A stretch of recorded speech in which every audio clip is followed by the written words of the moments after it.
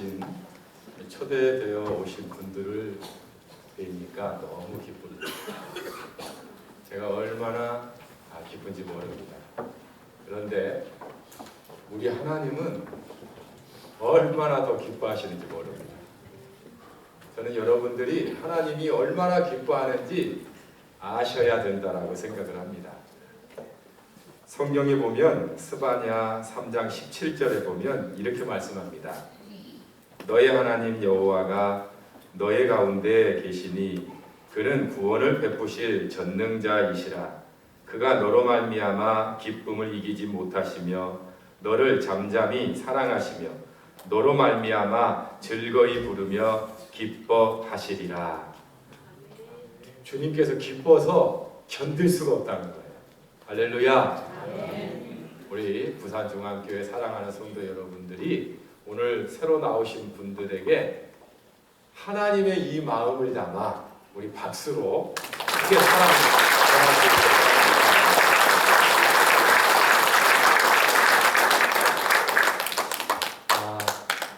오늘 저는 해피바이러스를 전송합니다 라고 하는 제목으로 말씀을 전하려고 합니다. 여러분 사는 게 행복한가요? 어떤가요? 우문실 박사라고 하는 분이 행복 4.0이라고 하는 책에서 우리 대한민국이 눈부신 경제 성장을 이루었고 또 정치적으로 민주화를 이루었는데 왜 불행할까? 도대체 무엇 때문에 대한민국이 불행할까? 그 이유를 연구했습니다. 그래서 세 가지로 결론을 내렸습니다. 첫째는 물질 만능주의의 팽배입니다. 그러니까 돈이 최고다라고 하는 생각이라는 겁니다. 어느 한 중학교 교실에서 한 중학생이 나의 뇌의 구조라고 하는 그림을 그리는 시간에 그림을 그렸는데 그 뇌에 전체가 돈으로 다 그렸다는 거예요. 선생님이 충격을 받고 물어봤답니다. 너는 왜 돈이 그렇게 중요하니? 그랬더니 하는 말이 선생님 매일 엄마 아빠가 돈 때문에 싸워요. 저도 여자친구와 영화도 보고 맛있는 식사도 하고 그리고 선물도 주려면 돈이 중요하다고 생각을 해요. 2014년인가요?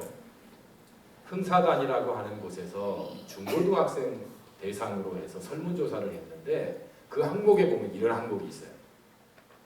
10억을 준다면 1년 동안 감옥에 갈 수 있는가? 40% 이상이 예, 그렇게 응답을 했습니다. 그런데 여러분, 돈이 행복을 가져다 줄 것 같지만 이 돈이라는 것을 손에 잡으면 또 돈을 더 가지고 싶은 마음 때문에 행복이 없습니다. 그걸 알아야 합니다. 그래서 물질 만능주의의 팽배는 우리에게 불행을 가져다 준다라고 하는 겁니다. 두 번째는 경쟁을 강요하는 교육입니다. 미국의 부모들은 초등학생 자기 자녀들에게 이렇게 교육을 한다고 해요. 너는 이 다음에 커서 봉사하는 사람이 되라. 일본 부모들은 남에게 절대 피해주지 마라. 한국 부모는 어떻게 가르칠까요? 절대 지지 마. 너 1등 해야 돼. 그렇게 경쟁을 만든답니다. 그러니까 우리 자녀들이 아침에 일찍 일어나서 학교 가요. 학교 끝나면 학원을 서너 군데를 다녀요. 놀 시간이 없어요. 집에 오면 피곤해서 자요.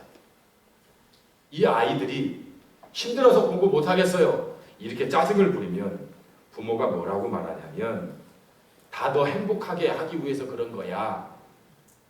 지금 좀 힘들어도 공부 열심히 해서 명문대 가고 좋은 직장에 취직하면 내내 행복하게 살 수 있어. 그런데 여러분, 경쟁의 끝이 있을까요? 취업문이 얼마나 좁은데요.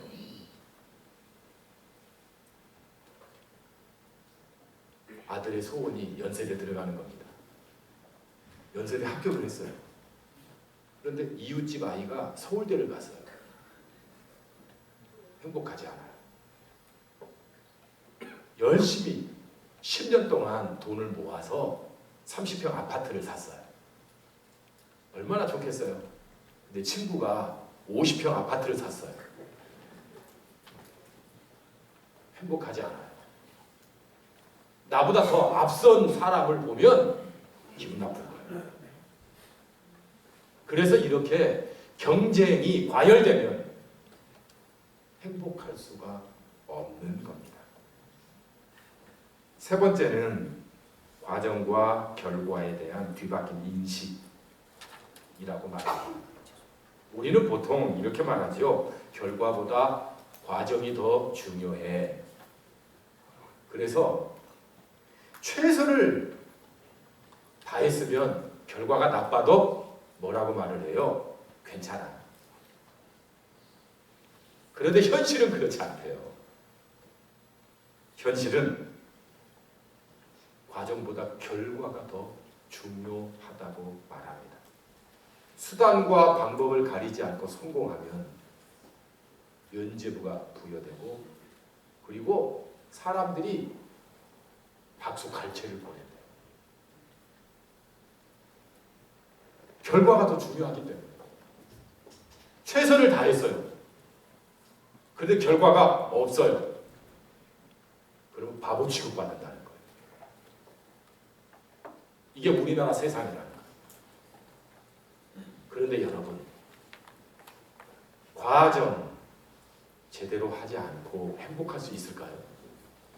수단과 방법을 가리지 않고 행복하다고 생각해서 취하면 행복할 것 같지만 그렇지 않습니다. 실제 일어난 일이에요. 부모가 도둑질을 해서 자녀를 교육했어요. 그리고 서울대학을 보냈어요. 그런데 아빠는 감옥에 갔어요. 이 아이가 행복할 수 있을까요? 자기 때문에 아빠가 도둑질해서 감옥 갔는데 서울대 간 게 무슨 소용이 있어요? 행복하지 않다라고 하는 겁니다.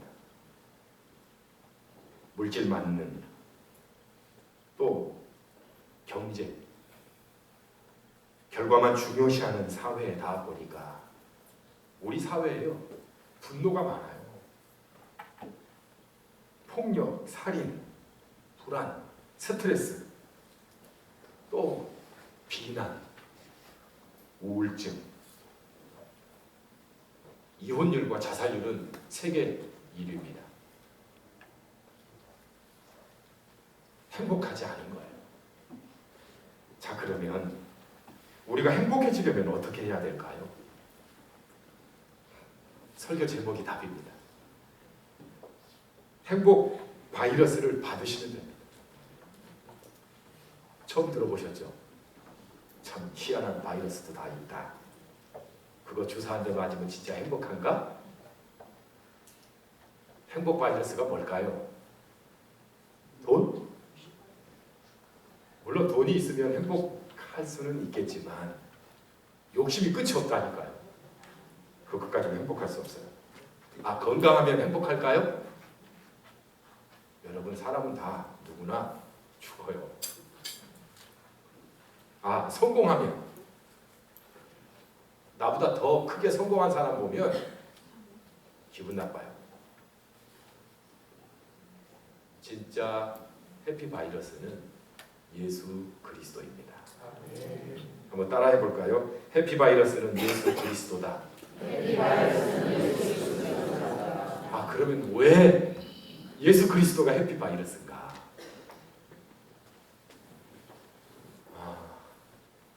스크린으로 한번 준비를 해봤는데요. 이 세상에서 참 예쁘고 참 멋진 남녀가 있습니다.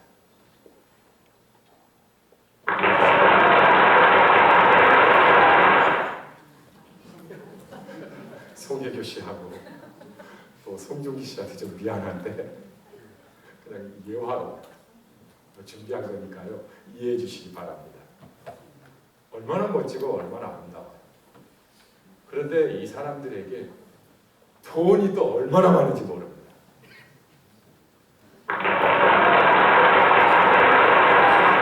와, 얼마나 좋겠어요? 그런데 문제는 이 사람들이 어디에 있냐면 감옥에 갇혀 있다는 겁니다. 송중기, 송혜교 씨 얘기 아닙니다. 아무리 잘나고 아무리 뛰어나고 건강해도 아무리 돈이 많아도 감옥에 갇혀 있으면 행복할까요? 절대 행복할 수 없다라고 하는 겁니다. 사람이 감옥 가고 싶어서 감옥 가는 사람이 누가 있어요? 불행하고 싶어서 불행하고 싶은 사람이 누가 있어요? 없어요. 그래서 성경에는 이렇게 한마디로 말합니다. 로마서 3장 23절 우리 같이 읽겠습니다. 시작. 모든 사람이 죄를 범하였으며 하나님의 영광에 이르지 못하다니. 다시 말하면 죄라고 하는 바이러스, 그 바이러스가 불행하게 만들었다라고 하는 겁니다. 여러분 그거 아세요? 3살짜리 그 예쁘고 착한 아이가 1살짜리 자기 동생을 엄마가 안 볼 때 꼬집습니다. 때립니다. 왜 그럴까요? 죄의 바이러스를 가지고 태어났기 때문에 그렇습니다. 그런데 놀라운 일은 해피 바이러스인 예수님을 만난 사람은 달라요. 예수님께 영향을 받은 사람은 완전히 달라요. 성경에 보면 키 작은 삭개오라고 하는 사람이 나와요.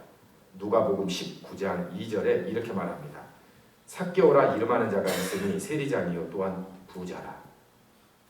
여러분 세리는요 이스라엘에서 매국노라고 취급받는 사람들이에요. 그러니까 자기 국민들에게 세금을 많이 거두어가지고 로마에다가 바치는 사람이에요. 그리고 나머지는 자기가 다 착복을 해요. 그 세리 중에 장이 삭개오입니다. 이 삭개오는 키가 작았어요. 그리고 세리였어요. 돈을 열심히 모았어요. 돈만 있으면 나는 행복할 거야. 돈만 있으면 나는 무엇이든지 할 수 있어. 사람들은 손가락질을 해요. 저는 매국노 같은 거. 저는 죄인 중에 죄인. 그런데도 불구하고 삭개오는 계속 돈만 모았어요. 그래서 부자가 됐어요. 근데 행복하지 않은 거예요. 그런데 예수님을 만났어요. 예수님을 만난 이 삭개오가 어떻게 변하냐면 8절에 보니까 삭개오가 서서 주께 여짜오되 주여 보시옵소서 내 소유의 절반을 가난한 자들에게 주겠사오며 만일 누구의 것을 속여 빼앗은 일이 있으면 네 갑절이나 갚겠나이다.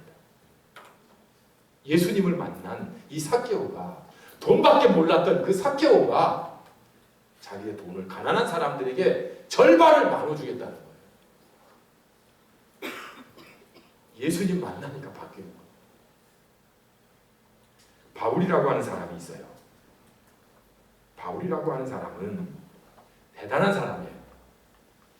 그래서 빌립보서 3장 4절에 보면 나도 육체를 신뢰할 만하여 만일 누구든지 다른 이가 육체를 신뢰할 것이 있는 줄로 생각하면 나는 더욱 그러하리니. 자랑할 게 많다 이거야. 정통 유대인 공부를 참 많이 했어요. 많이 해서 가말리엘 문화생이었어요. 쉽게 말하면 서울대 법대 나온 사람이에요. 그리고 도덕적으로 흠이 하나도 없어요. 그뿐만 아니라 하나님 믿는 열심이 누구랑 비교가 안 돼요. 그리고 가문도 참 훌륭해요. 손색이 없어요. 거기에다가 로마 시민권까지 있는 사람이에요. 로마 시민권까지 있을 정도면 부자입니다. 자랑할 게 많아요. 근데 이 사람이 예수님을 만난 다음에 어떻게 바뀌냐면 8절에 보니까 또한 모든 것을 해로 여김은 내 주 그리스도 예수를 아는 지식이 가장 고상하기 때문이라. 내가 그를 위하여 모든 것을 잃어버리고 배설물로 여김은 그리스도를 얻고. 자기가 그 자랑하고 싶었던 그 모든 것이 다 예수님을 만난 다음에는 하찮은 것이 되는 거예요. 배설물이 되는 거예요. 쉽게 말하면 똥으로 말하는 거예요. 여러분 화장실 가서 볼일 보고 똥 보고 너무 아깝다, 버리기 너무 아깝다 하시는 분 있어요? 없죠? 쳐다도 안 보고 그냥 물 내려버리죠? 그렇다는 거예요. 왜요? 예수님 만나니까 사람이 바뀐다라고 하는 거예요. 그래서 이 바울은 성경에 보면 해피 바이러스, 예수 그리스도를 전하러 다니는 사람이 되고 맙니다. 성경에는 예수님 만나 새로워진 사람이 너무 많습니다. 남편이나 5이나 있었던 여자, 사람들을 피해서 땡볕에 낮에 우물을 길러갔던 그 여자가 예수님을 만났어요. 물동이를 내려두고 사람들을 찾아다니면서 내가 예수님 만났다고, 구세주를 만났다고, 당신들도 와서 좀 만나보라고 이렇게 바뀌어요. 38년 된 어떤 병자는 기적의 우물물이라고 연못이 있는데 거기에 자기보다 더 빨리 들어가는 사람이 병을 고치니까 기분 나빠가지고 자기보다 더 건강한 사람들을 증오하는 거예요. 근데 예수님 만나니까 이 사람이 병 고침 받을 뿐만 아니라 인생이 바뀌어요. 무슨 문둥병자들. 얼마나 많은 사람이 예수님 만나서 새로운 해피한 인생으로 바뀌었는지 모른다라고 하는 겁니다. 그러면 해피 바이러스 있는 예수님을 만나면 무엇이 바뀔까요? 아니 도대체 무엇이 바뀌길래 사람이 저렇게 새롭게 될 수 있을까? 몇 가지만 이야기하려고 합니다. 첫째가 자신에 대한 인식이 바뀌어요. 사람들은 돈이 있어야 행복하다고 생각을 해요. 1등 해야, 또 건강해야, 성공해야 사람들 앞에 떳떳하게 뭔가 나타낼 수 있지, 사람 무시할 수 있지, 그렇게 생각을 해요. 그런데 예수님을 만나면 그런 거 상관없어요. 내 자신이 소중해. 예수님은 가난? 그런 거 안 봐요. 공부 잘하나 못하나 그런 거 안 봐요. 좋은 집에 사나? 좋은 자동차를 가지고 다니나? 어느 대학을 나왔나? 그런 거 안 봐요. 나 자신을 사랑하세요. 나 자신. 나 자신을 가장 귀하게 소중하게 여기는 분이 바로 예수님이세요. 그래서 예수님께서 나를 대신해서 십자가에서 죽으신 거예요. 자신은 아무 죄도 짓지 않았는데 우리가 지은 죄, 내가 지은 죄를 대신 짊어지고 나의 행복을 위해서, 나만을 위해서 주님께서 십자가에서 죽으신 거예요. 왜요? 내가 소중하니까. 돈 때문이 아니에요. 무슨 대단한 것 때문이 아니에요. 그런 거 다 아니에요. 오직 나 자신을 위해서. 나 자신 있는 그대로를 사랑하신 분이 바로 예수 그리스도예요. 그러니까 사람의 생각과 또 가치가 바뀐다라고 하는 거예요. 그래서 주님은 나를 가난해도 사랑하세요. 꼴찌여도 사랑하세요. 사람들이 나를 비웃어도 주님은 나를 사랑하세요. 그게 바로 십자가의 사건이다라고 하는 거예요. 돈이 있는 나를 사랑하는 게 아니에요. 나 자신을 그냥 그대로 사랑하시는 분이다라고 하는 거예요. 그래서 여러분, 예수님의 사랑으로 여러분 자신을 대했으면 좋겠어요. 뭐 있어야 행복하다고요. 좋은 대학에 들어가야 행복하다고요. 돈이 많아야 행복하다고. 그렇잖아요. 예수님의 사랑 그 하나님, 나를 진심으로 사랑하고 위하여 나를 대신해서 죽으신 그 사랑만 있으면 행복할 수 있다라고 하는 거예요. 두 번째는 이 해피 바이러스가 우리에게 기쁨을 준다는 거예요. 환경과 상황과 상관없이. 어떤 엄마가 고민하면서 어떤 상담사에게 저는 슈퍼맘이 되고 싶어요. 완벽한 엄마가 되고 싶어요. 그래야 우리 자녀를 잘 키울 수 있잖아요. 그런데 그게 잘 안 돼요. 선생님 어떻게 하면 좋을까요? 그때 선생님이 이렇게 말했어요. 그런 생각하지 마세요. 그럼 인생이 괴롭게 됩니다. 그냥 아이와 재밌게 노세요. 여러분, 부모의 지나친 욕심이 자녀의 인생을 망치는 거 아세요?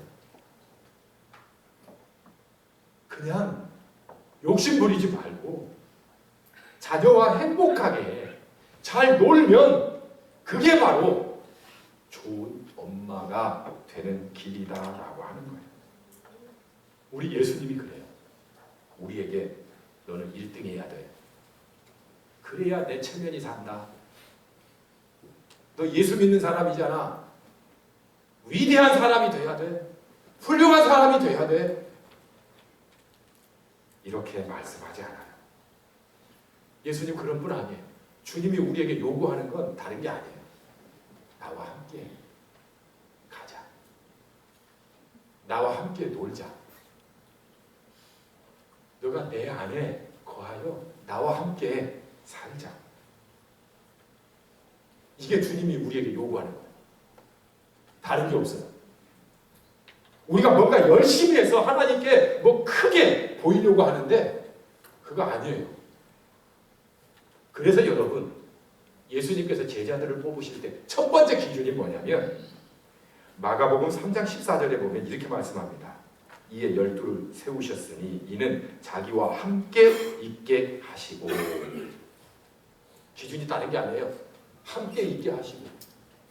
왜 함께 있게 하실까요?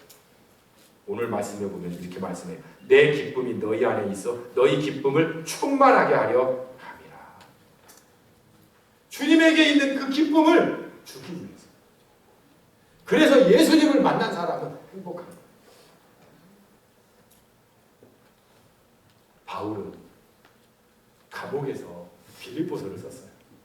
그런데 그 빌립보서를 보면 이렇게 말해요. 나는 기뻐하고 너희 무리와 함께 기뻐하니 이와 같이 너희도 기뻐하고 나와 함께 기뻐하라.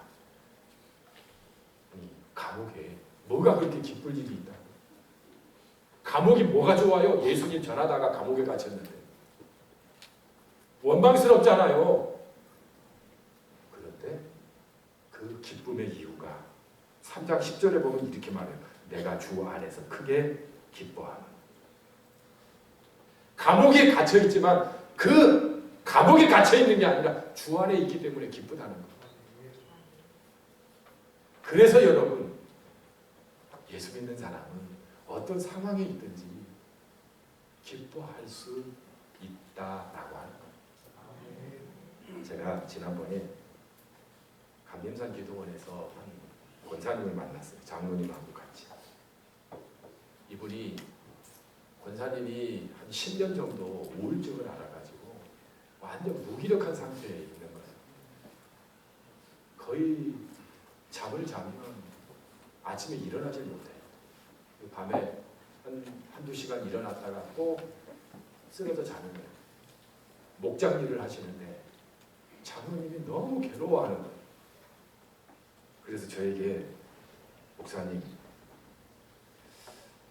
어떻게 하면 좋을까요? 그래서 제가 물어봤어요. 아니 도대체 왜 그러시는데요? 이유가 누구와 이야기할 사람이 없다는 거예요. 교회 권사님인데 장로님의 부인인데 뭘 좀 얘기하면 아니 권사님인데 그렇게 얘기하면 되냐.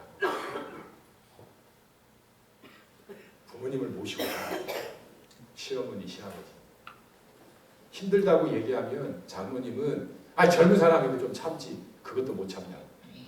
권사식이나 돼가지고 말을 할 데가 없는 거예요. 교회 안에서도 말할 수 있는 사람이 없다는 거예요. 자기가 무슨 말을 하면 불평쟁이가 되고 몹쓸 사람이 되고 형편없는 사람이 된다는 거예요. 그래서 제가 비법을 알려드렸어요. 권사님, 그 심리학 용어에 보면은 욕 테라피라고 하는 게 있습니다.